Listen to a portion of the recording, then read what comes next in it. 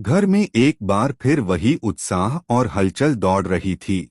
आर्यवर्धन की मां का बर्थडे और कंपनी की एनिवर्सरी की भव्य पार्टी। हर साल की तरह इस बार भी मीरा ने खुद को पार्टी का पूरा इंचार्ज मान लिया था।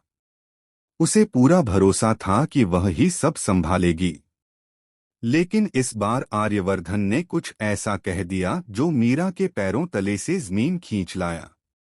जब मीरा पूरे आत्मविश्वास से बोली, डोंट वरी सर, इस साल भी मैं ही सब अरेंज कर लूंगी, तभी आर्यवर्धन ने शांत लेकिन सख्त लहजे में कहा, मीरा, इस बार ये सारे अरेंजमेंट्स अनु देखेगी।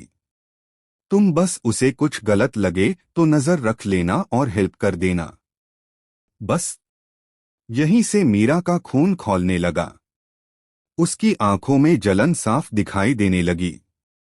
उसे लगा जैसे किसी ने उसके अधिकार, उसकी पोजीशन और उसके सपनों पर ताला लगा दिया हो।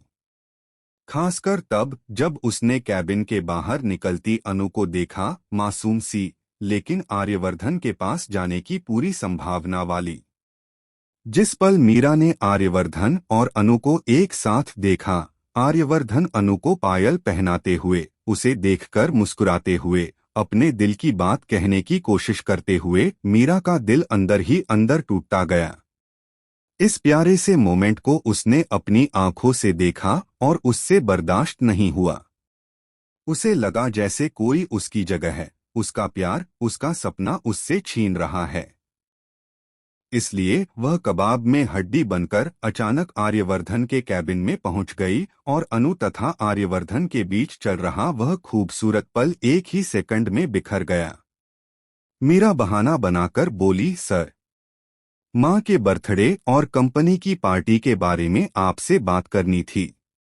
आर्यवर्धन ने अनु की ओर एक हल्की सी मुस्कान फेंकी और मीरा की ओर मुड़ते हुए कहा, हर साल की तरह इस साल भी पार्टी होगी, लेकिन अरेंजमेंट इस बार अनु करेगी। ये सुनकर मीरा के दिल में आग लग गई। लेकिन असली झटका तो अभी बाकी था।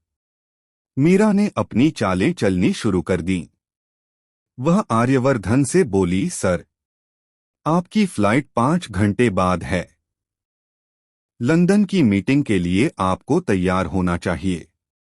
आर्यवर्धन अचानक चौंक गया। उसे तो पता था कि उसकी मीटिंग तय है, लेकिन उसे यह नहीं पता था कि मीरा ही वह इंसान है जिसने जानबूझकर यह फ्लाइट इसी दिन रखवाई है, सिर्फ इसलिए ताकि वह उसे अनु से दूर रख सके।